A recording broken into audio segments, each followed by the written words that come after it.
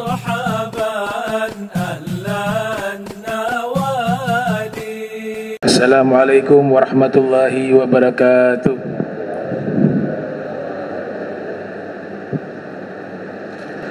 إن الحمد لله نحمده حمدا يليق بجلاله ونستعينه استعانة تليق بكماله ونستهديه هداية من أقر بعظمته وجلاله ثم نصلي ونسلم على سيدنا محمد وآله. أما بعد سبحانك لا علم لنا إلا ما علمتنا إنك أنت العليم الحكيم. ربي اشرح لي صدري ويسر لي أمري واحلل عقدة من لساني يفقهوا قولي وسدد لساني واهدي قلبي بحق سيدنا محمد صلى الله عليه وآله وبارك وسلم. يا من هو في ألوهك يا من هو في فعل حميد يا من هو في مجده متين. اللهم أكرمنا بنور الفهم وأخرجنا من ظلمات الوهم وارزقنا فهم النبيين وحفظ المرسلين وإلهام ملائكة المقربين. ربنا زدنا علما وفهما وعقلا يا أكرم الأكرمين بحق سيدنا محمد خاتم الأنبياء والمرسلين يا رحمن يا رحيم. وصلى الله على سيدنا محمد وعلى آله وصحبه وبارك وسلم والحمد لله رب العالمين. الحمد لله والشكر لله والصلاة والسلام على رسول الله سيدنا محمد بن عبد الله وآله وصحبه ومن walah. Amma ba'du. Alhamdulillah, puji syukur kehadirat Allah, salawat salam senantiasa tercurahkan kepada junjungan mulia Nabi besar, Nabi tercinta Sayyidina Muhammad sallallahu alaihi wa alihi wa barak wasallam beserta seluruh keluarga beliau, sahabat beliau dan umat beliau yang senantiasa melaksanakan ajaran beliau hingga akhir masa nanti. Allah Subhanahu wa taala berfirman di dalam Al-Qur'anul Karim di surat At-Taubah ayat 36. Inna iddatasy syuhur 'indallahi Ithna asyara syahra fi kitabillah Yawma khalaqas samawati wal arda minha arba'atun hurum. Sesungguhnya jumlah bulan di sisi Allah, inna iddatasy syuhur indallah, itu ada 12 bulan. Fi kitabillah, yang sudah dicantumkan di dalam kitab Allah. Yauma khalaqas samawati wal arda, di hari Allah telah ciptakan langit dan bumi. Yauma khalaqas samawati wal arda minha arba'atun hurum. Dari 12 bulan itu terdapat 4 bulan mulia yang kita kenal dengan bulan-bulan haram. Di pertemuan kali ini, karena kita berada di bulan haram yaitu Rajab, kami sedikit menguraikan tentang bulan Rajab. Yang 3 bulan haram itu berurutan dan yang 1 terpisah. Yang berurutan Zulqa'dah, Zulhijjah, Muharram. Yang terpisah Rajab. Makanya dinamakan dengan Rajab Al-Fardu. Al-Fardu artinya yang terpisah sendiri. Kenapa dinamakan bulan tersebut bulan haram? Sebab bulan tersebut secara khusus dimuliakan Allah Subhanahu wa taala. Diharamkan peperangan di bulan tersebut. Dan kemuliaan 4 bulan ini sudah dikenali sebelum datangnya agama Islam. Karena yang pertama kali menyatakan bahwa 4 bulan ini bulan mulia adalah Nabi Allah Ibrahim alaihissalam. Diwasiatkan kepada anak cucunya turun-temurun semuanya memahami bahwa 4 bulan itu adalah bulan yang mulia. Begitu mulianya bulan Rajab ini, sehingga para ulama menyebutkan di dalam kitab-kitab mereka disebut sebagai Syahrullah, bulan Allah. Sebagaimana dalam riwayat, Rajab Syahrullah wa Sya'ban syahri wa Ramadan syahru ummati. Rajab adalah bulannya Allah, Sya'ban adalah bulanku, itu bulannya Rasul, dan Ramadan adalah bulan umatku. Dalam riwayat yang lain disebutkan Rajab syahrul istighfar. Rajab adalah bulan istighfar. Wa Sya'ban syahrus salati ala khairil anam. Sya'ban adalah bulan salawat kepada Nabi. Dan Ramadan syahrul Quran. Ramadan adalah bulan Al-Quran. Sebab Al-Quran diturunkan di bulan Ramadan. Syahrul Ramadan alladzi unzila fihil Quran hudan linnas wa bayyinatin minal huda wal furqan. Ada juga salah satu tokoh ulama bernama Syekh Abu Bakar Al-Balkhi. Beliau pernah mengatakan bahwa Rajab syahrul zar'i wa Sya'ban syahru as-saqi atau as-suqya wa Ramadan syahrul hasad, yang artinya bulan Rajab itu bulan menanam kebaikan, bulan menanam kebaikan. Bulan Sya'ban bulan menyirami kebaikan, dan bulan suci Ramadan bulan memanen kebaikan. Jadi sebelum tiba Ramadan kita sudah persiapkan agenda kebaikan, sudah dilakukan di bulan Rajab. Sya'ban baru kemudian insyaallah bisa menjumpai bulan suci Ramadan. Al-Imam Zunnun Al-Mithri dalam satu maqalah mengatakan Rajab litarkil afat wa Sya'ban liisti'mali ta'at wa Ramadan lintizarit al-karamat. Salah satu tokoh sufi terkemuka bernama Imam Zunnun Al-Misri menyatakan bahwa Rajab itu adalah bulan untuk meninggalkan semua keburukan-keburukan, afat sesuatu yang tidak baik. Sya'ban bulan untuk mempersiapkan ketaatan atau melaksanakan ketaatan secara total.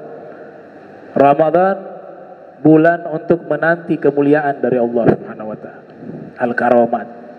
Jadi Rajab ini bukan bulan yang biasa-biasa saja, bulan yang sangat istimewa. Sangat istimewa.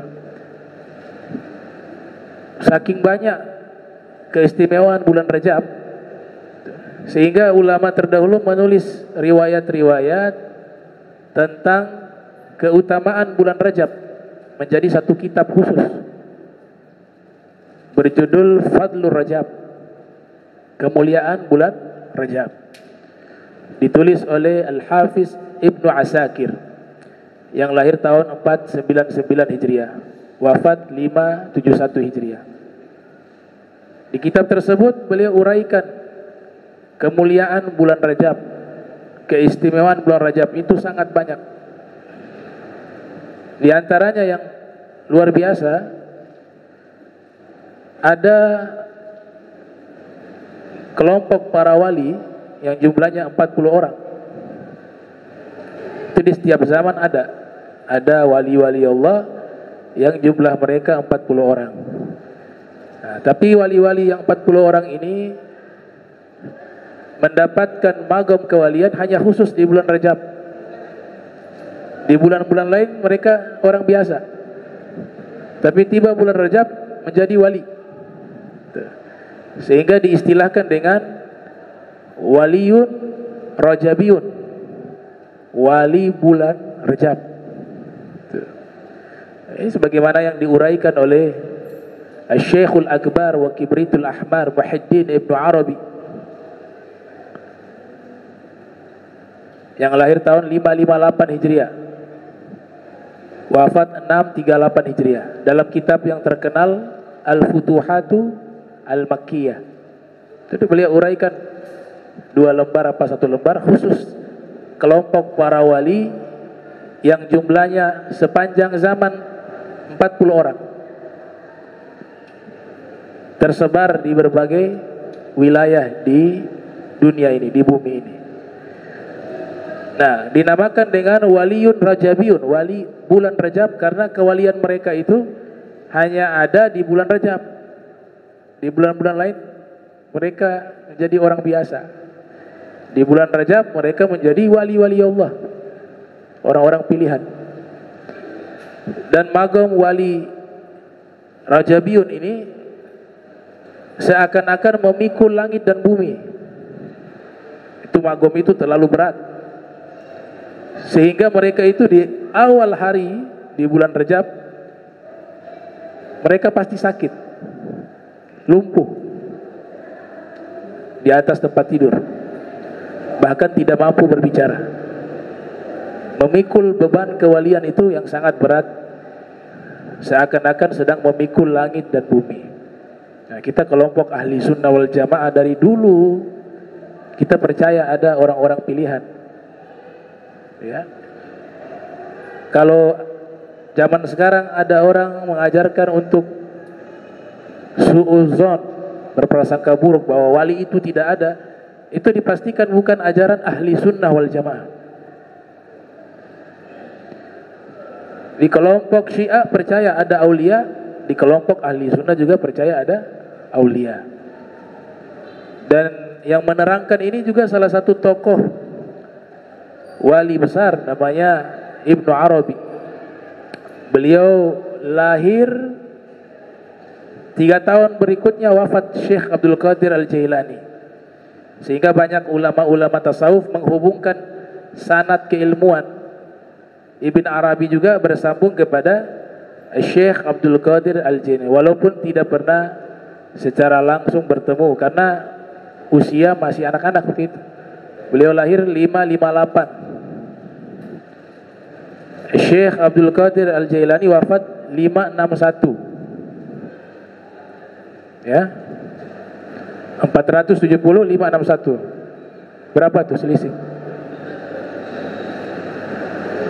Berapa tahun selisih?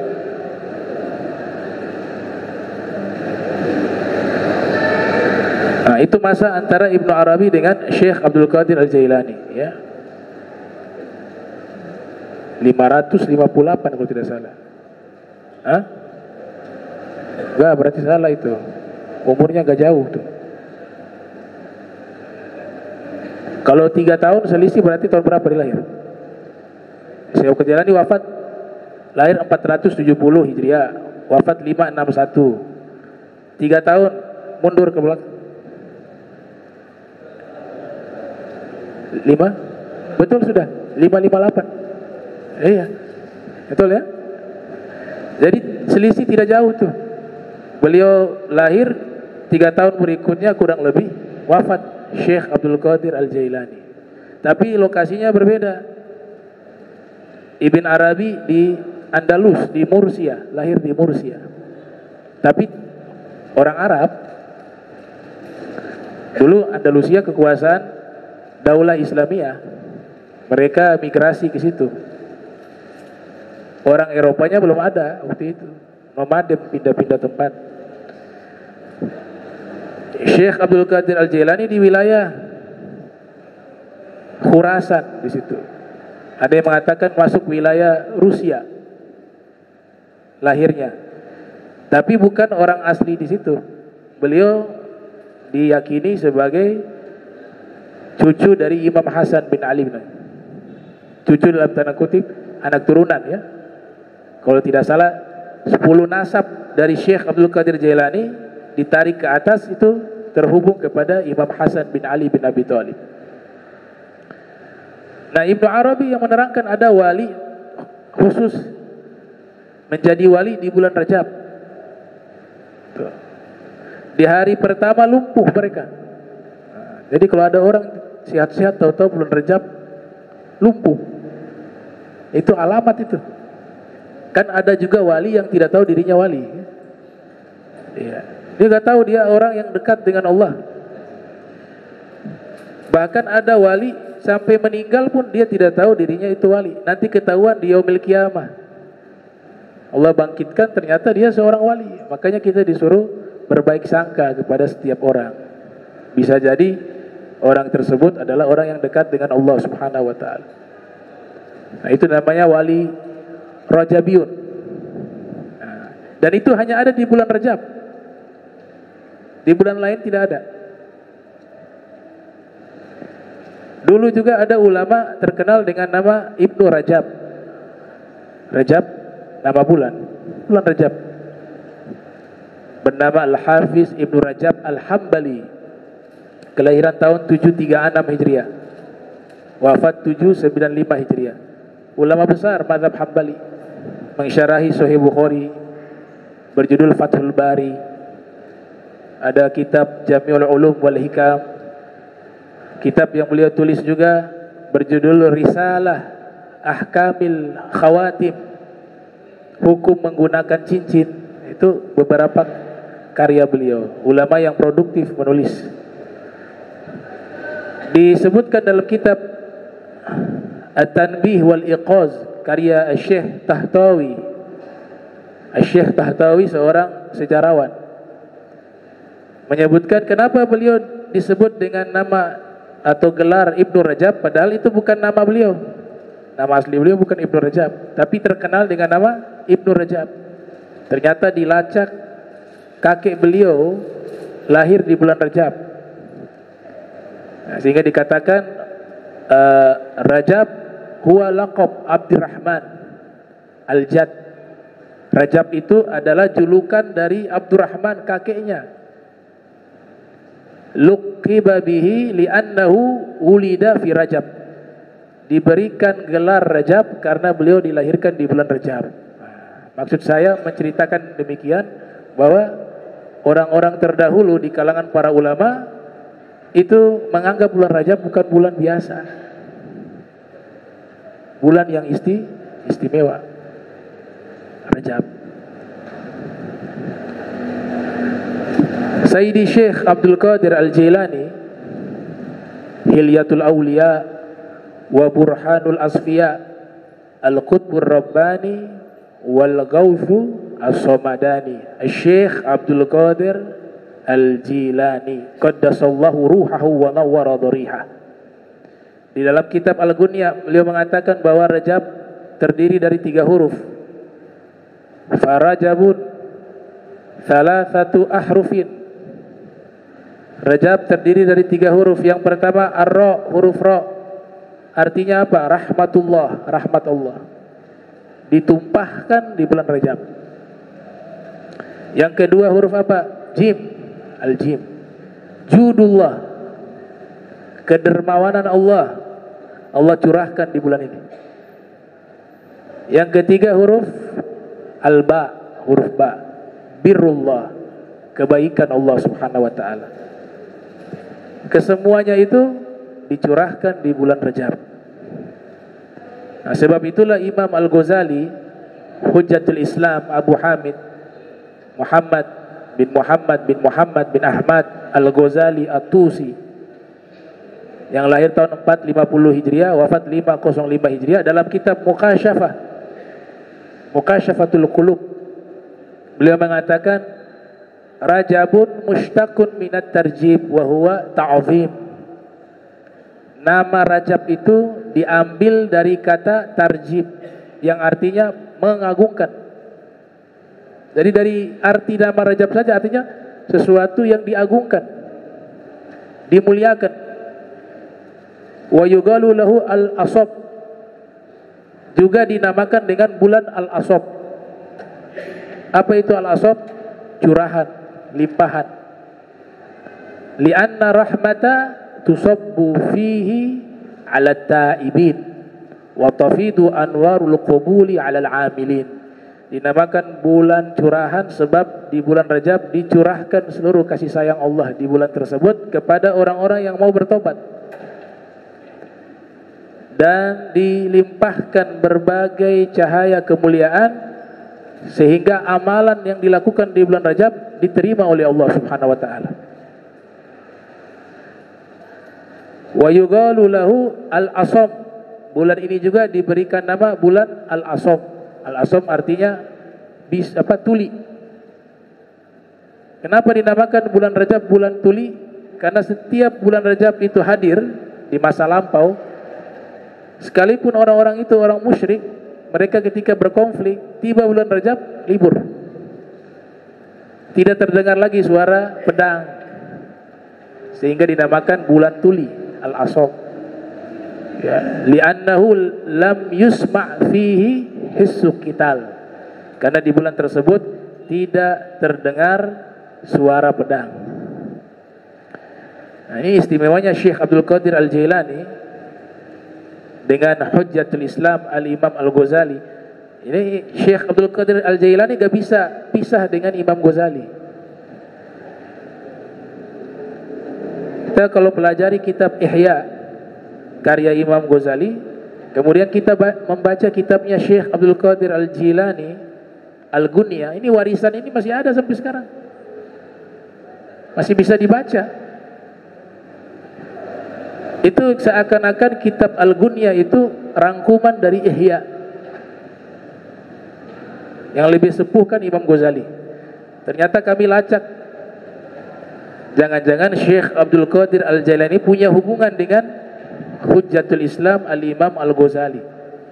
Ini orang-orang besar.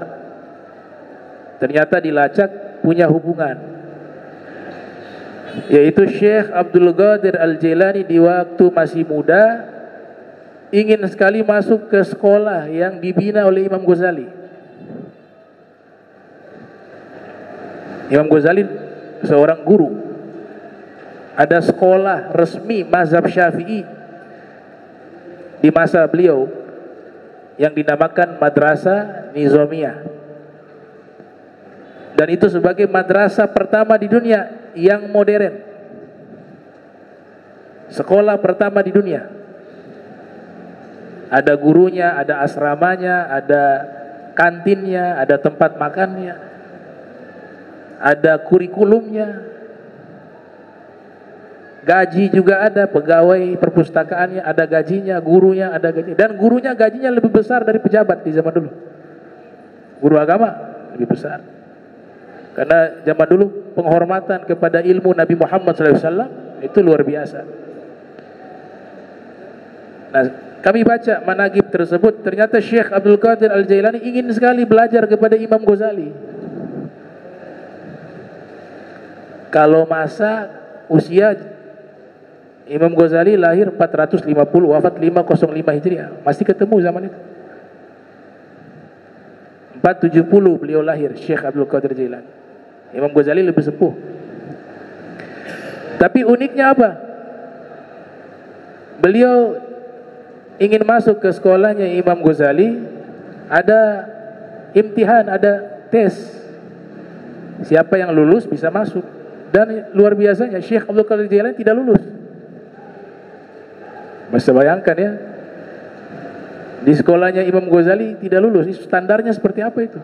Tidak lulus aja jadi menjadi siapa? Syekh Abdul Qadir Al-Jailani. Bagaimana yang lulus? Akhirnya beliau tetap belajar secara talaki dan ada masuk beberapa pesantren yang ada di masa itu. Dan beliau senang sekali membaca kitab Ihya. Kitab Ihyanya Imam Ghazali, kata para ulama, semua para wali pasti mengamalkan kitab Ihya. Pasti pernah membaca kitab Ihya. Bahkan dikatakan oleh para ulama, untuk bisa mengetahui ini ulama dunia, ini ulama akhirat, sangat mudah diketahui. Siapapun yang mencintai kitab Ihya Ulumuddin karya Imam Ghazali, maka dia ulama akhirat. Dan siapa yang membenci kitab Ihya karya Imam Ghazali, maka dia adalah ulama dunia. Sampai begitu para ulama memuji kitab Ihya Ulumuddin. Nah, setelah beliau memiliki ilmu yang luas, beliau menulis kitab Al-Gunya, rangkuman dari kitab Ihya Ulumuddin. Yang luar biasa di kitab Al-Gunya itu, setiap beberapa kajian atau pembahasan tentang bulan-bulan selalu beliau uraikan per hurufnya. Walaupun tidak semua bulan.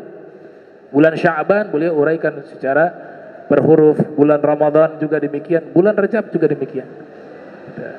Ada satu bidang ilmu yang sekarang belum diajarkan, tapi ilmu tersebut ada di zaman dulu. Ada istilah namanya matematika Al-Quran. Mereka membahas dari per hurufnya. Jadi Al-Quran itu setiap hurufnya itu ada sir, ada rahasia. Bisa dengan pendekatan matematika, bisa dengan pendekatan ilmu yang lain. Kenapa tidak diajarkan? Bukan tidak diajarkan, gurunya itu yang susah. Guru yang ahli matematika Al-Quran di masa lampau itu yang terkenal adalah Sayyidina Ali bin Abi Thalib. Nah, Imam Ali memang terkenal menguasai ilmu langka, ya. Itu beliau pernah ditanya oleh Abu Huzaifah. Abu Huzaifah pernah bertanya kepada Sayyidina Ali, hal khassakum Rasulullah sallallahu alaihi wasallam min ilmin aw syai'in duna gairikum minan nas. Apakah Nabi mengkhususkan kepada kalian? Yang dimaksudnya kalian di sini Ahlul Bait. Ilmu atau sesuatu yang Nabi tidak ajarkan ke orang lain, tapi khusus kepada kalian saja. Imam Ali menjawab, "La, tidak.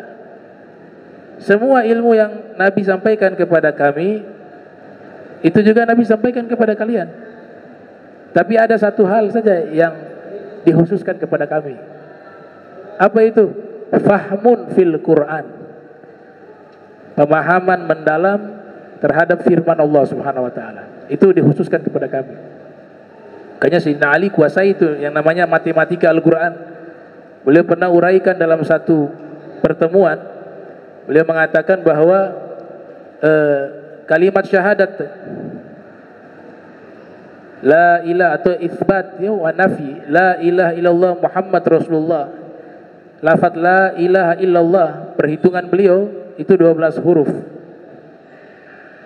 Muhammad Rasulullah perhitungan beliau 12 huruf. 12 tambah 12 24. 24 itulah penciptaan waktu dan ruang. Makanya dalam satu hari itu 24 jam. Begitu juga buruj, gugusan bintang yang ada di langit, itu ada 12 bintang. Dan bulan dalam Al-Quran disebut 12 bulan. Dan memang satu tahun itu 12 bulan. Maka 12 tambah 12 24 juga. Dan 24 itu adalah makna ikhlas di surat Al-Ikhlas, Qul huwallahu ahad. Nah, itu sampai sekarang kita masih bingung. 24 itu adalah makna ikhlas di surat Al-Ikhlas. Ada yang tanya ke beliau, jarak antara bumi dan matahari berapa? Ada dua riwayat beliau terangkan itu, dan itu di zaman itu beliau mampu jelaskan jaraknya. Di riwayat yang kedua Sayyidina Ali menjawab, jarak antara bumi dan matahari doaun mustajab, doa yang mustajab. Kata ulama, itu jawaban memiliki makna bahwa doa mustajab kan dia diisyaratkan ke langit. Artinya untuk diukur belum ada manusia yang mampu mengukur. Sebagaimana doa mustajab ke langit, kita gak tahu jarak doa itu ke langit itu berapa. Itu Imam Ali bin Abi Thalib. Nah, jadi bulan Rajab bulan yang istimewa. Makanya kita agendakan dulu. Ibnu Rajab Hambali menulis kitab agenda beramal 1 tahun penuh. Beliau sudah buat agendanya. Bulan ini amalan ini, bulan ini, terus selama 1 tahun. Agenda beliau itu menjadi kitab judulnya Lataiful Ma'arif. Lataiful Ma'arif. Amalan apa yang baik kita lakukan di bulan Rajab? Yang pertama adalah doa, memperbanyak doa. Karena memang di bulan Rajab termasuk bulan yang doa mustajab. Ya, sebagaimana hadis yang diriwayatkan oleh Imam As-Suyuti yang lahir tahun 849 Hijriah, wafat 911 Hijriah, dalam kitab Al-Jami'us Shaghir, Rasulullah sallallahu alaihi wa alihi wasallam bersabda, khamsu layalin la turaddu fihinna du'a. 5 malam yang doanya tidak pernah ditolak. Yang 4 hanya ada setahun sekali. Tapi yang 1 setiap pekan ada. Yang setahun sekali, awwalul lailah min Rajab, awal malam di bulan Rajab. Yang setahun sekali juga lailatun nisfi min Sya'ban, malam nisfu Sya'ban. Yang ketiga, ini bisa kita gunakan setiap pekan ada, Lailatul Jum'ah, malam Jumat mustajab. Yang keempat, Lailatul Fitr, malam di hari raya Idul Fitri. Yang kelima, Lailatul Nahri, malam di hari raya Idul Adha. Ini 5 malam yang kalau seorang berdoa tidak ditolak, kata Nabi Muhammad SAW. Nah, Nabi ketika masuk bulan Rajab melihat hilal, ya, rembulan, bulan yang bersinar itu, Nabi membaca doa yang sangat terkenal itu, Allahumma barik lana fi Rajabin wa Sya'bana wa ballighna Ramadhana. Bisa dibaca fi Rajaba. Kalau disukun waqaf fi Rajab, ya. Habib Salim Asy-Syatiri menambahkan doa tersebut, wa'inna bihi 'ala siyam wal qiyam, dan bantu kami agar bisa memakmurkan bulan Rajab dengan berpuasa dan sholat al-qiyam. Jadi perbanyak doa di bulan Rajab. Yang kedua, memperbanyak puasa. Puasa sunnah, ya. Puasa sunnah. Memang benar banyak hadis-hadis terkait fadilah puasa di bulan Rajab. Banyak ditemukan hadis-hadis lemah, ya, hadis dhaif. Dan itu sudah diriset dan diobservasi oleh Al-Hafiz Ibnu Hajar Al-Asqalani yang lahir tahun 773 Hijriah, wafat 852 Hijriah, dalam kitabnya Tabyinul Ajab bima warada fi syahri Rajab. Kitab tersebut beliau teliti hadis-hadis terkait bulan Rajab. Fadilah-fadilah puasa di bulan Rajab kebanyakan dhaif menurut Ibnu Hajar Al-Asqalani. Tapi kan ulama mengatakan kesunahan puasa itu secara umum kan diajarkan. Kita kan diajarkan puasa kapanpun. Lah, puasa kan baik. Gak ada larangan kecuali berpuasa di ayyamu tasyrik. Dilarang puasa di ayyamu tasyrik. Setelah itu Idul Adha. Dilarang juga berpuasa yaumul syak, hari yang meragukan, akhir-akhir Sya'ban. Dia ragu ini sudah masuk Ramadan apa belum. Sedangkan dia tidak terbiasa atau tidak mengamalkan puasa sunnah sebelumnya. Itu antara makruh dan haram. Kemudian puasa yang haram tidak boleh dilakukan berpuasa hari raya Idul Fitri, hari raya Idul Adha. Selebihnya kan gak ada larangan. Mau puasa Rajab boleh, Sya'ban boleh. Jadi keumuman puasa sunnah itu boleh di setiap bulan. Yang dilarang yang tadi saya sebutkan. Nah, sehingga ulama mengatakan gak ada larangan, puasa amal soleh kok. Jadi kita amalkan walaupun hadis dhaif. Ini yang jadi masalah di zaman kita sekarang, memposisikan hadis dhaif sama dengan hadis palsu. Itu 2 hal yang berbeda. Misalnya hadis tentang anjuran berpuasa di bulan Rajab, dikatakan bahwa inna fil jannati nahra yuqalu lahu Rajab. Sesungguhnya di dalam surga itu ada satu sungai yang diberi nama Rajab. Nah, sehingga para ulama menyebutkan Rajab itu juga salah satu nama sungai di surga. Ada yang berpendapat demikian. Asyaddu bayadan minal laban wa ahla minal asal. Warnanya lebih putih dari susu. Sungai tersebut warnanya lebih putih dari susu, rasanya lebih manis dari madu. Man soma min Rajabin yauma sagahullah min dzalikan nahr. Siapa yang berpuasa di bulan Rajab 1 hari saja, maka Allah akan berikan minuman kepadanya dari sungai tersebut. Hadis ini juga dikatakan hadis lemah. Tapi hadis lemah untuk fadilah amal itu boleh. Bahkan hadis lemah itu banyak juga dijadikan hukum. Kita biasa dengarkan hadis doif gak boleh jadikan hukum Islam. Ternyata banyak juga hadis doif dijadikan hukum. Salah satu yang terkenal masalah riba. Kullu qardin jarra naf'an fahuwa riba. Itu hampir kesepakatan ulama hadis.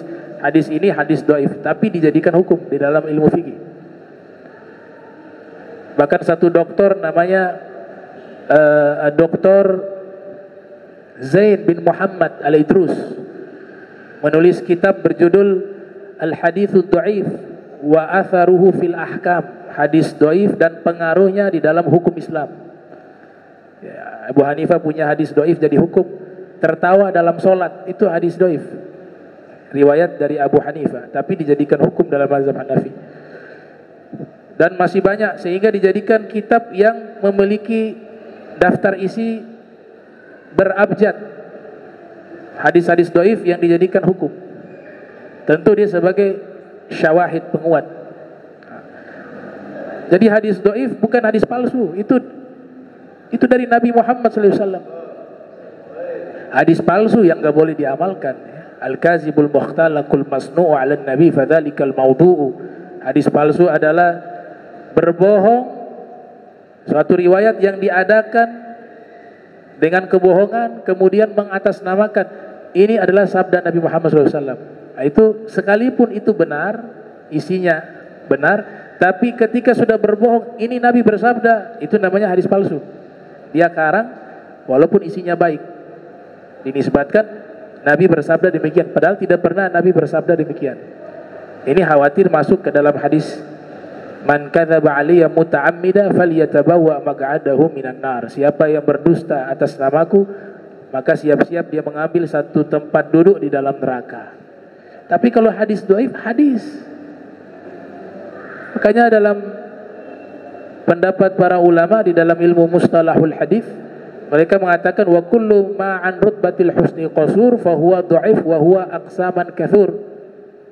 Semua hadis yang berada di bawah derajat hasan, itulah yang disebut hadis dhaif. Kenapa dia berstatus dhaif? Sebab para periwayatnya standarnya tidak sehebat periwayat hadis hasan. Kenapa hadis ini disebut hadis sahih? Karena periwayat hadis sahih standarnya lebih tinggi daripada periwayat hadis hasan. Tapi masih juga disebut hadis. Sehingga ulama mengatakan hadis dhaif itu pembagiannya sangat banyak. Ada yang bisa naik derajat kepada hadis hasan jika dia memiliki syawahid, penguat-penguat dari hadis yang sahih, hadis yang hasan, naik derajat dia.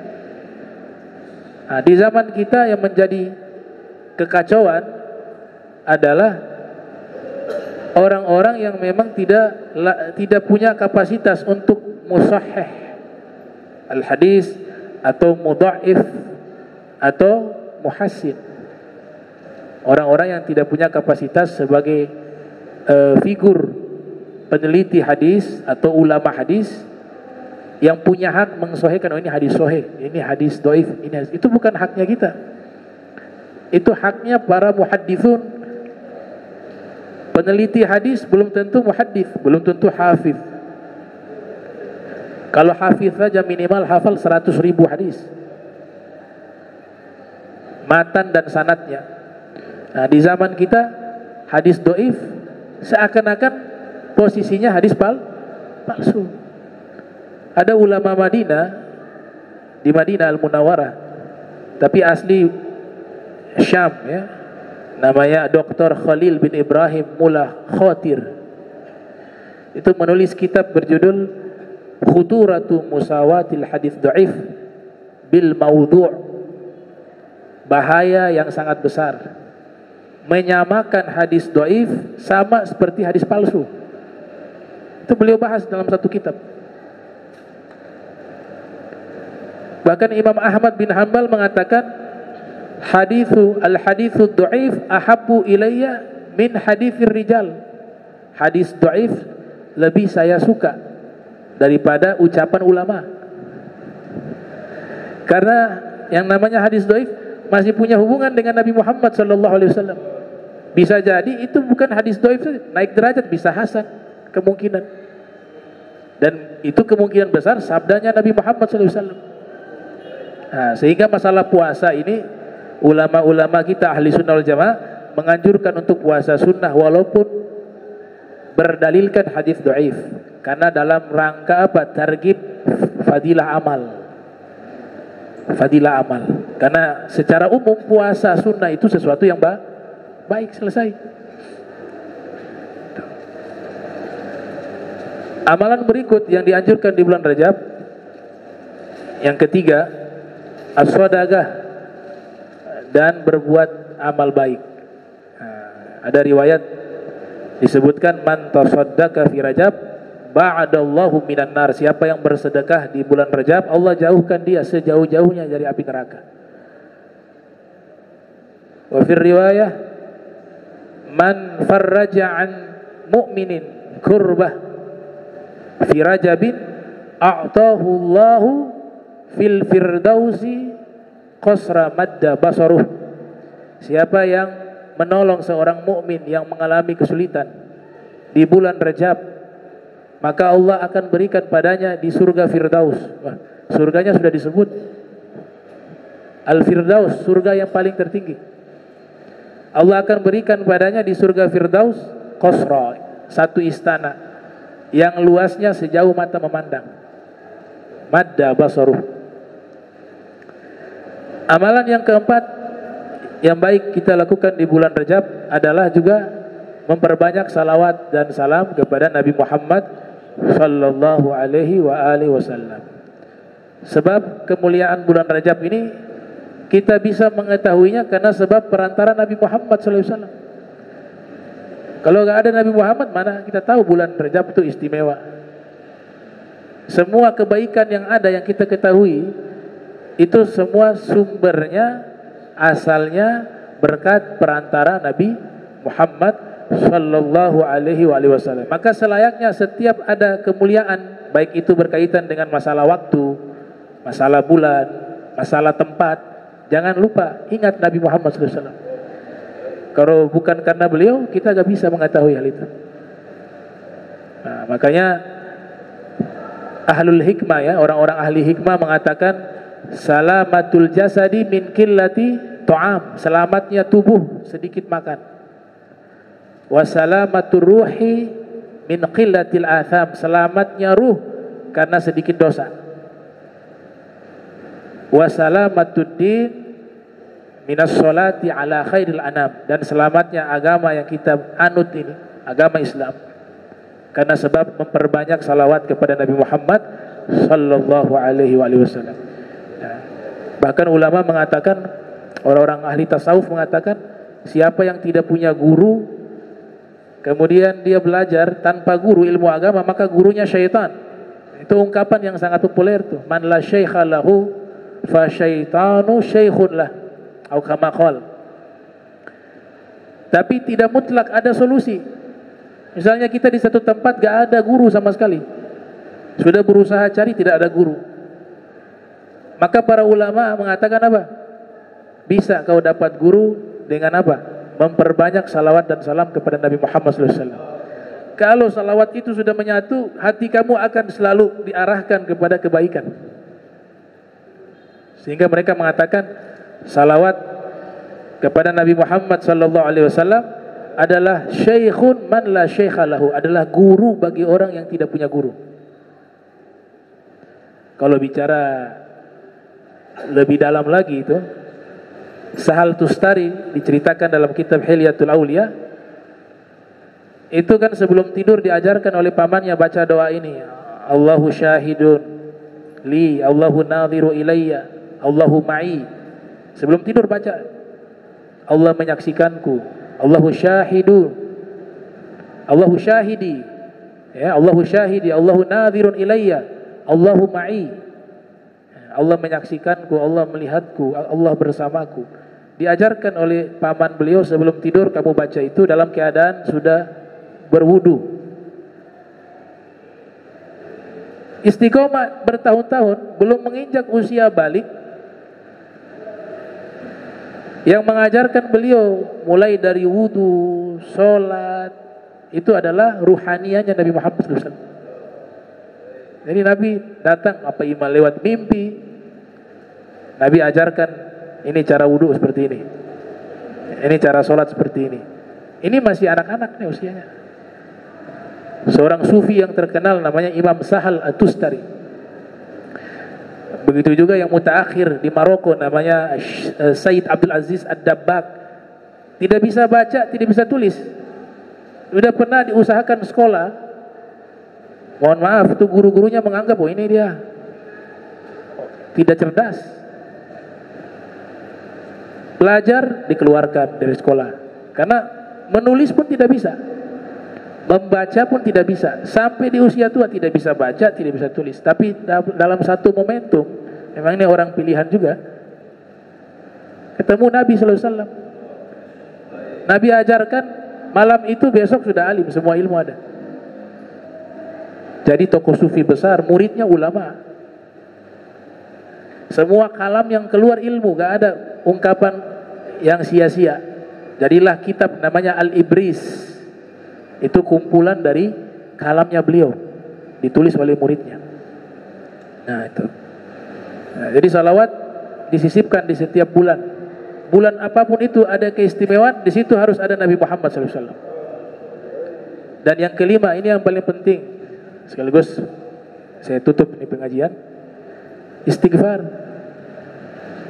Itu para ulama mengatakan ini bulan istighfar, bulan kembali kepada Allah, bulan bertobat kepada Allah, bulan mengakui saya banyak dosa, saya banyak salah.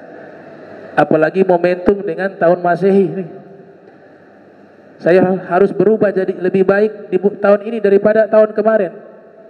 Sebagaimana ungkapan Sayyidina Ali bin Abi Thalib, "Man kana yaumuhu khairan min amsihi fahuwa rabih." Siapa yang hari ini lebih baik dari hari kemarin, dia orang yang untung. Dia sukses, dia beruntung. "Wa man kana yaumuhu mithla amsihi fahuwa maqbunun." Siapa yang hari kemarin sama dengan hari ini, atau hari ini sama dengan hari kemarin, itu orang yang rugi, orang yang tertipu. "Wa man kana yaumuhu syarran min amsihi fahuwa mal'un." Siapa orang yang hari ini lebih buruk dari hari kemarin, maka dia orang yang terlaknat. Jadi ini bulan istighfar, syahrul istighfar. Doa apa yang paling bagus daripada sigot istighfar? Kita ikut orang-orang soleh punya doa. Orang soleh jadi zaman dulu sudah ajarkan doa itu, dan tidak susah. Satu bulan ini kita istighomah baca itu. Ba'da subuh, ba'da asar. Apa itu doanya? Rabbighfirli warhamni wa tub alayya, Rabbighfirli warhamni wa tub alayya. 70 marrah, 70 kali. Usahakan selama bulan Rajab, ba'da subuh, ba'da asar, baca istighfar tersebut. Apa fadilahnya? Itu dalam kitab Kanjun Najah was Surur karya Syekh Abdul Hamid Quddus Al-Makki. Beliau ini orang soleh ya. Antum kalau ke Makkah, kuburannya ada di Ma'lah. Kuburannya di Ma'lah di Makkah. Pernah heboh dulu. Sudah ratusan tahun kuburannya, waktu mau dipindahkan utuh, dan utuhnya dari ujung kepala sampai ujung kaki. Pakaiannya juga utuh, mukanya udah ratusan tahun. Dan itu disaksikan oleh orang-orang Makkah. Nah, beliau yang menulis kitab Kanjun Najah was Surur, salah satu guru di Masjidil Haram di tempo dulu. Beliau sebutkan dalam kitab beliau, kitab yang terkenal, kitab amalan, Kanjun Najah was Surur. Siapa yang rutin membaca istighfar tersebut di bulan Rajab, ba'da subuh, di waktu pagi atau waktu sore, ya kita ikut guru-guru, ba'da subuh, ba'da asar, bacalah doa tersebut, Rabbighfirli warhamni wa tub alayya 70 kali. Lam tamassa an-naru lahu jilda. Api neraka tidak bisa menyentuh kulitnya. Apa maknanya? Insyaallah ini orang waktu meninggal dia tidak akan dalam keadaan sul khotimah. Api neraka gak bisa menyentuh kulit, bahasa kiasan bahwa orang itu tidak akan masuk neraka. Mudah sekali. Dan ditambahkan oleh beliau, ditambahkan dengan Sayyidul Istighfar. Sayyidul Istighfar ijazah dari Nabi Muhammad SAW. Nabi ajarkan langsung pemimpin istighfar yang sangat terkenal itu. Itu dibaca setelah sholat subuh dan setelah sholat asar selama bulan Rajab, ya. Jadi bisa diamalkan. Mudah-mudahan Allah Ta'ala memudahkan kita untuk bisa mengamalkan sesuatu yang baik yang diajarkan oleh para awliya wassalihin. Amin ya rabbal alamin. Allahumma jam'ana hadha jam'a marhuma wa tafarrakan bani tafarrukan ma'asuma wa la tajal minna wa la minna syakila mahruma. Subhanaka bihamdika astaghfiruka wa atubu ilaih. Wa sallallahu ala sayyidina Muhammadin wa ala alihi wa sahbihi wa barik wasallam. Wa lafu minkum wassalamu alaikum warahmatullahi wabarakatuh.